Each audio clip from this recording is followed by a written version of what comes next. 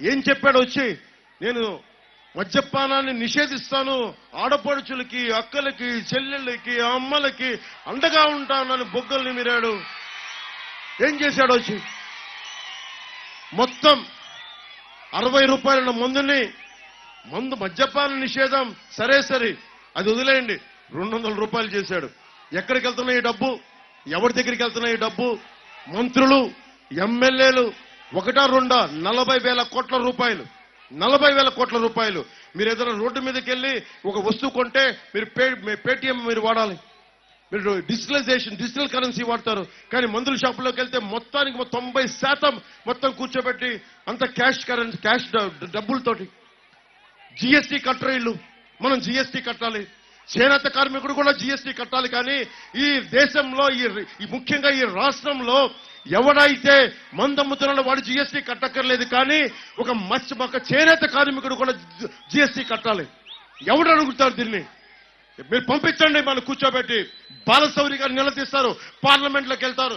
ఎందుకు ఎంత జీఎస్టీ ఈ ప్రభుత్వం దోచేసిందో మనకి జాతీయ ఖజానాకి చెప్తారు. ఆయన అడ్డంగా నిలబడతాం, మేము మీ భవిష్యత్తు కోసం నిలబడతాం.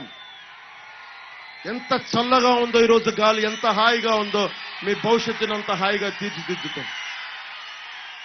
జెండాలు చల్లటి గాలికి రపరపలాడుతున్నాయి, సున్నితంగా ఆడుతున్నాయి. ఇంత హాయిగా ఉండేలాగా బాధ్యత తీసుకుంటాం. మాకు మండలి బుద్ధిప్రసాద్ గారు ఒక మాట చెప్పారు నాకు, ఈ దేశానికి కావాల్సింది అన్నిటికంటే కూడా స్వేచ్ఛ, భద్రత. అరే నా దేశం ఇది స్వాతంత్ర ఉద్యమకారులు తిరిగిన నేల, ఇది దివిసీమ. పింగళి వెంకయ్య పుట్టిన నేల ఇది.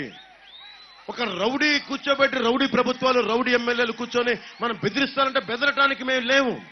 దానికోసం పింగళి వెంకయ్య 30 నెలల జెండా వేసుకుని భుజాల మీద వేసుకురావాలా? ఫ్యాషన్ కాదు మాకు అది. తప్పులు చేస్తే తాట తీస్తాం, ఎర్రి గొర్రె వేషాలు వేస్తే స్పీకర్ నిలమి కింద రోడ్ల మీద కూర్చోబెడతాం. తప్పుడు వేషాలు వేస్తాం ఒక్కొక్కడు. ఏం ధైర్యం చచ్చిపోయింది అనుకుంటున్నారా ఈ సమాజంలో?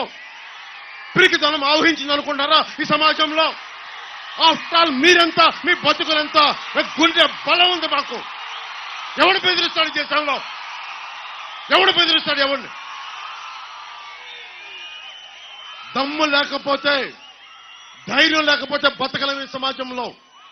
జగన్ ఎంత, జగన్ బతుకెంత, జగన్ ఎమ్మెల్యేలంతా. ఎందుకు భయపడాలి మనం? ఎవరికైనా ఎందుకు భయపడాలి? మనం ఏం తప్పు చేశాం?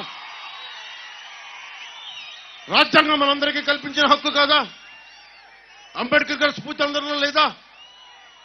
అంటే ముఖ్యమంత్రి అయితే చాలా మన బతుకుల్ని కూర్చొని నలిపేయచ్చా? నువ్వు చొక్కా ఇప్పావు, ఇది సరిపోదు. ఓట్లు వేయించో, ప్రభుత్వాన్ని మార్చో, రౌడిజంని ఎదుర్కో, గూండాగర్దీని మొత్తం కాలితో నలిపేయి, అప్పుడు చొక్కా ఇప్పావు. అది దమ్ము, అది తెగింపు,